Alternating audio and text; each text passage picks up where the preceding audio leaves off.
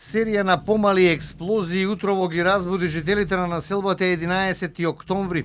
Ова видео кое ни го испрати еден од станарите вели дека за неколку минути сите соседи се симнале доле пред зградата, исплашени и вознемирени, да не дојде до поголем инцидент. Реагирала и полицијата која помогнала станарите да ги напуштат своите домови. Екипата на телевизија 24 поразговара со дел од граѓаните кои живеат во оваа зграда. Не беа расположени за изјава пред камера, но позади објективот ни кажаа дека не се чувствуваат безбедно бидејќи целото мало подолг период им е претворено во градилиште.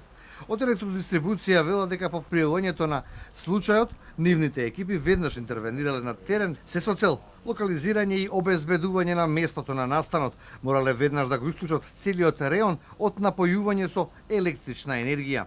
На терен е констатирано дека од непознати причини е запалена надворешната изолација на кабли кои не биле под напон. Пламенот ги зафатил постоечките ормари што ја напојуваат соседната зграда, пошто биле зафатени нисконапонските кабли кои во тој момент биле под напон.